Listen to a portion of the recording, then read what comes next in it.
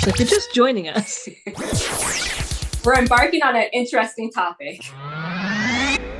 We're in the middle of a conversation with Jeff Thompson, Beth Gustin, and Robin Ennis around perception and how we believe others perceive us. Oh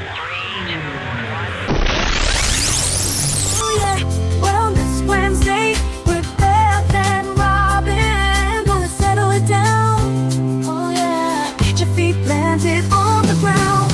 Wellness Wednesday. They are very well intentioned if they do decide to help you. So I see kind of a three-pronged thing here. I see the inspiration porn. I see the fear that seeing someone with a disability can bring up for some people. And I see this kind of third thing of they're not really watching you all the time. It just feels like we're being watched all the time because we are aware of how we might be showing up in surroundings. Right. But I'm glad you added all the time, right? Because I do think that we are being watched just based off of my personal interactions. And then also, too, I have clients who are partial and they carry a white cane and they'll say that they can see people's reactions. But I've definitely been approached a lot of times. And then sometimes it'll bother my family. Particularly my mom will mention it when people stare. But I think that it's just not becoming hypersensitive and focusing on what's around you versus focusing on the task. But I think that goes back to a broader sense of identity, is that on some level we do care what people think about us. Or I think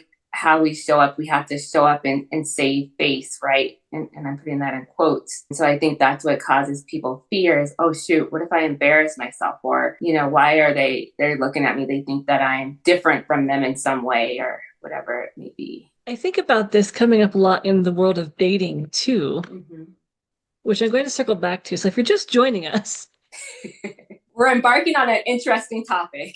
We're in the middle of a conversation with Jeff Thompson, Beth Gustin, and Robin Ennis around perception and how we believe others perceive us when we are navigating the world living with a disability.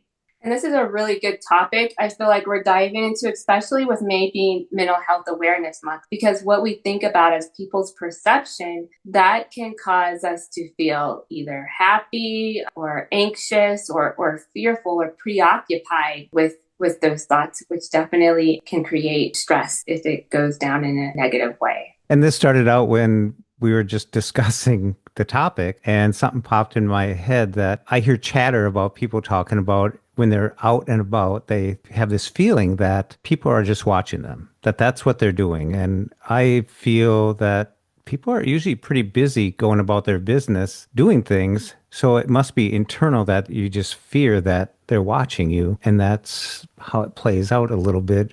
I think it's fear. I think a lot of it is fear. And I think, Robin, I've seen the same thing with my clients who are partially sighted and carrying a white cane. They do share people's reactions with me as well. And I don't think this is true for everyone, but I think for some people, when they see a person living with a disability, it brings up a lot of, oh my gosh, I could never do that. How would I function if I lost my sight? And it brings up some fear for them. So I have a couple people in my life who have wanted to experience part of their, like a meal being under blindfold. And so we did this with two people in my life. And the most recent one, we went to a restaurant and the person was under blindfold. And the server was talking to her partner, she's going to be getting a hot bowl of food. Is she going to be okay with that? And I was waiting for my friend to speak up and say, I can speak for myself. It'll be fine or whatever, And that didn't happen. So when the server left the table, I said, that is one of my biggest pet peeves. I can speak for myself. I don't like being othered. And so it led to a very brief, interesting conversation just around perception and culture and how we are perceived and how we can choose to respond to those interactions. Did you say, I don't like to be othered? I did. I like that. When someone actually talks to the person next to you, when they're actually meaning they're avoiding talking to you. Yeah, it separates her from the sighted world, or it others people, it puts them in a different category when we all are human and deserve to be talked directly to. We're not a part of the conversation. We're not human, if you want to go down that road. Or how about this? I pay with my credit card and the cashier hands the receipt to my son. Exactly. It's like, Exactly. wait a second, who paid for this? Exactly. So Exactly. I have a story like that too, is when I went to the dentist, my mom was there with me and I held my hand out for her to give me my appointment card to come back. And she's like, no, I'll just give it to her. And I'm like, and wholeheartedly admit in that moment I got irritated. The irritation gets the best of me. I said, I'm an adult. I can take my own appointment card. And so she's like, oh, I just thought it'd be easier. I'm like, nope, I got it. Thank you. you know? So it's like, I think I can hold my own appointment card. It's all good. So, those moments can be very frustrating. And I had this discussion with, actually for my part-time job today, I had mentioned this in class. And then also too, I had this discussion with a client, is that for some reason, sight loss, and I feel like it's even amongst the people within the disability community, the broader sense, is they seem like it's harder to communicate with us. I don't understand it. I don't know how to put it, but it just seems like just because a person has a visual impairment, they feel like they can't communicate or talk directly to them when we are, again, human and we engage in life. Just like everybody else, we may do it differently, but we still engage in life. I agree with that. And I suspect what might be coming up, if I have to take a stab at this, is majority of society is reliant. That was English got hard there for a second. I apologize. Majority of society is reliant on visual cues and eye contact. And they often will make eye contact to signal, hey, I'm speaking to you or I'm addressing you. And we don't see that. And so I wonder if there's something, people just don't think about being more verbal. That's a good point. I didn't think about that. When you say more verbal, you mean louder or more description? More descriptive. Because there is a misconception that we are hard of hearing. No offense to anyone listening to the podcast. We are typically not always hard of hearing, so louder is not better. Right. And I'm using humor here, but also making a point. Right. Louder or talking slower. Some people will talk. Or talking slower. Right. Yeah. But yes, being more descriptive. I always imagine when I'm out and about, we have the cane, which I call the scarlet letter B. And it's like, find Waldo. Not too many people are out there looking for oddities and stuff, because if you're downtown switching buses, there's quite a few oddities around to choose from. I think sometimes when people do get that person making that Boy Scout, Girl Scout moment, that they feel that you need help or somehow they can assist because you need us. I think it's interesting that people guess that everybody is that way. But, if you run into a situation with that one time, two times, a week or something like that, that's pretty much normal. And I think if you were to dress up like a Bullwinkle or anything, people would stop and ask a question. So having the cane is something that is different on every day's walk that they do, everyone's journey, that they might stop and ask a question, and it might not be the best question. They may be naive, but that's not their fault, really. They just haven't been educated. Right. If you think about the number of people in the world who are visually impaired or totally blind versus the number of people in the world who are sighted, and I can't speak of their disabilities, I'm speaking of my own experience, we are, quote unquote, kind of an anomaly for a lot of people. And so I do think it raises curiosity and it raises fear and it raises whatever other emotions are coming up. And I like to think of myself as approachable. I want to be able to educate people, answer questions, and kind of help reduce or minimize whatever is coming up for that person. Like, hey, we're just like you. We're just doing it differently. It may take longer. We might struggle a bit, but we're still getting it done. And if we refuse your help, that's okay, because if we don't do it, we're not going to learn. Yeah, I agree. Using it as teaching, lessons, we definitely learn from each other. And I always wondered if this factors into people's communication and approach based upon their perception on how old you are. So last week, an Uber driver randomly told me when I had gotten out the car, he's like, you know what? I thought you were 14. I'm like, no, way off from 14. And the reason I mentioned that too is because last month I set up a table for my private practice at a health fair for people of color. And one guy had said, you know what, I would rather, and he used this word, not me, but he said, I'd rather be mute than be blind. And it brought me back to when I was losing my eyesight. And one of the nurses in the intensive care unit where I was, she said that same thing. She said, you know what, I think I'd rather lose my hearing than be blind. So there's that comparison of disability, which one is quote unquote worse. But I think still people feel like being blind would be worse. And my response is, you know what? I think with any disability, including blindness, is that you adjust to it. So you learn tools to be able to carry out the tasks that you did before. Honestly, it's just a way of life and you get used to it. I'm nodding. So that's what I regularly tell people, whether they believe me or not. That is my reality, is that I love, technology and other tools. My cane, I obviously can't go anywhere without my cane, but it helps me be, more independent. I believe that you can adapt to anything if you need to. I don't think it pays to do disability comparison. Think again, though, because our society is so visually attuned and aware, that's how we take in most information, that people have a harder time imagining living without that than living without their sense of hearing. Yeah. And I think people realize how resilient they are until they are forced to become resilient.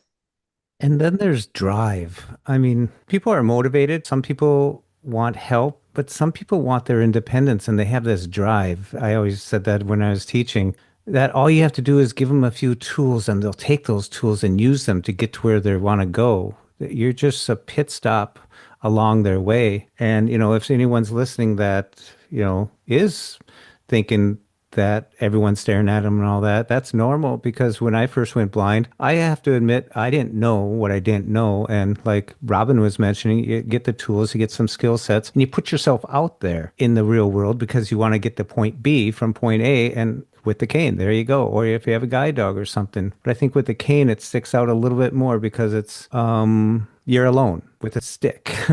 And with a dog, it's like you're a team. And that's a little different. People don't interrupt unless you're sitting down and your dog's sitting and can I pet the dog? That type of thing. But I think when you're out and about and stuff like that, you're putting yourself out there and you're subjected to the public.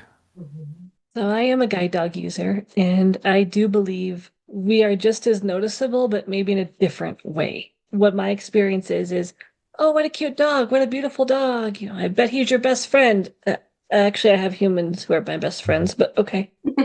But I hear a lot of people explaining to their children, that's a special helper dog and we don't touch that dog, or please don't pet my dog, we're working right now. So I do think those of us who choose to work with a service dog stand out, but we experience it differently. Mm-hmm. I do hear what you're saying, though, Jeff, that I think a cane can feel much more isolating. Absolutely. Yeah, especially like when you're going down a sidewalk, you pick up all the shrapnel in a sense to detect it, and that's what it's for, where a dog weaves you through and slices and dices right along, and it's pretty seamless. It's quite a difference. It's almost like people think that the glide device that's coming out is going to be like, I'm not sure. I'm glad they're doing the development on that. That might make us more, I don't know, accepted, or people gawk, I guess. Mm-hmm. I'm sure they will. It's a new device. Mm-hmm. Jeff, maybe some people don't know about what you're talking about. Are you talking about the AI guide dog that they're potentially thinking about coming out with? Well, Glidance, it's a company that has been working with the blind for quite a while now, and they have prototypes and stuff, and they got a new device called Glide, and it's like got two wheels on it that you push about, but it'll give you feedback. It'll steer you left and right. You're the power behind it, but it has sensors and cameras and everything on it. You can say, I want to go to the coffee shop. Well, it probably knows where the coffee shop is, and it'll detect things and slow you down, brake you, like in front of steps and stuff like that. So it's another device that's coming out that's AI driven, and it's interesting. A lot of people are giving it good reviews. It's not out yet, and they're still developing it, and they've come down to almost the last prototype that they believe. If anyone wants to check it out, check out Glidance on the internet. Just put it in a Google search and you should find something on it. A lot of podcasts have done stuff on it. They first started out with someone operating it. Now they got it down to where the machine is doing everything, and it's compact enough so you can jump in an Uber with it or a Lyft, or carry it up the steps. So it's light enough. I think it's about 7 pounds. So it's handy. Reminds me of one of those kid toys, the little popper thing that you push along. I was just thinking about that. Yeah. I don't know. This is a bit of a segue, but I think there's going to be enough technology and choice out there that hopefully all of us can decide what works best for us. And I think it's going to open up opportunities for increased independence for people that maybe don't want to or cannot have a guide dog for various reasons, but want the AI component to help them navigate better. But there's also the smart cane or the WeWalk, that's another option. And so I think it's going to come down to what is going to help you be the most independent and the most comfortable navigating your surroundings. And I think that anything that we choose to use that is quote unquote different than everyday quote unquote normalcy is going to raise questions and potentially might have someone, do a double take or take a second look and ask a question. Mm-hmm. And I think we can choose to educate people, or we can choose to go more inward and not. And there's no wrong way to respond to people's questions. If you're the kind of person that is having a hard enough time learning how to use Glide, just leave me alone. Okay, you don't have to engage. You can just say, I'm sorry, I can't talk right now, or I'm sorry, I don't want to be distracted from what I'm doing, or, please don't talk to me, or whatever you want to say. Or you can take a minute and you can stop and be like, hey, I'm using this thing called Glide. Here's what it does. Thank you for your interest. And then move on. Yep. It is all about choice, and I'm glad you said that, because it's important to remember that you only represent yourself. You don't represent a whole population. And so if you choose to engage, fine. If you choose not to, fine as well. Another thing that I want to add to that, to wrap things up too, is that with perception, at the end of the day, think about it. If people are staring or whatever it may be, how does that impact how you carry out your life? Right? Is it really a big deal in terms of, does the staring impact how you pay your bills or how you carry out your daily living skills? The answer is probably not. And so just look at it in a bigger picture sense, is that we may think people have a certain perception of us and they may not. So just really try to focus on your own, stay in your own lane, I think is what I've been told. Stay in your own lane, It really matters. What you think of you is all that matters. Mm-hmm. Yeah. What others think of you doesn't matter. I always ask my clients, is it going to matter in 10 minutes? Is it going to matter in 10 hours? Yeah. 10 days, 10 weeks, 10 months, 10 years? Because if it's not going to matter in 10 days or maybe even 10 hours, let it go. Right. You've got bigger things to worry about and focus on that you can change and that you can put your effort and energy into. So focus on those. Yeah. And Beth, you mentioned being informational to people when they ask the questions. I have to admit, 29 times out of 30, I am an ambassador to the blind in a sense. Mm-hmm. Not that I, like Robin, I don't represent that entire community, but I try and enlighten them with a little bit of insight if I have the time and stuff like that. And I can pretty good at that. But on that 30th time, there are moments that I don't want to represent the whole community by being rude or anything. I just may say, excuse me, I really got to go or something. It's just like any other person out there in the world would do if they're in a hurry or if they're busy or if they're tied up or something like that. If you're out there, you're going to be subject to some of that, like we've mentioned in here. So once you deflect that or handle that or expect that and then handle it, it's building your independence, building your confidence in what you're doing. I think it highlights another conversation we've touched on before, which is kind of that concept of we tend to always, I think, feel like we are on or have to be on in the world. And that can be very fatiguing. And so it's knowing yourself, knowing your energy, knowing, maybe thinking about ahead of time, how do you want to handle interactions with people? Do you want to be, as Jeff says, an ambassador? Do you want to educate people? Or do you just kind of want to not take on that role? It's okay either way. And I think the more confidence and the more competence you have as a person living with visual impairment, that your answer may change over time. And that's okay too. And so I think it's knowing yourself and taking time to reflect on, how do you want to show up in the world? What kind of person do you want to be? And how do you want to handle interactions? I think that's a good topic to talk about, right? Advocacy and burnout. And feeling like you have to always be on, especially if you are the only representation of a particular part of your identity in a room, or like in my instance, in my doctorate program. So maybe that could be a good topic. Burnout. I agree. And just remember to end this podcast, if you think they're looking at you, they're probably not. Yes, exactly. Good stuff. So until next time, take care. Stay grounded and take care. And please remember, we do welcome your feedback, your questions, your comments, and anything else you want to send our way. Please get in touch with us. Oh yeah, Wellness Wednesday with Beth and Robin.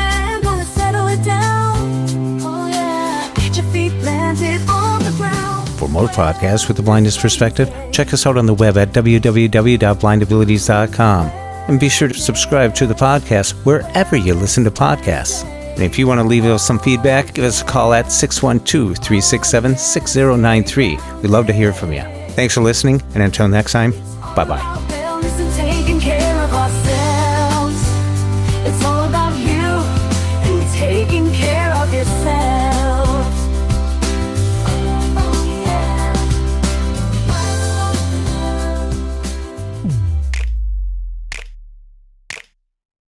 When we share what we see through each other's eyes, we can then begin to bridge the gap between the limited expectations and the reality of blind abilities. and the realities of blind abilities.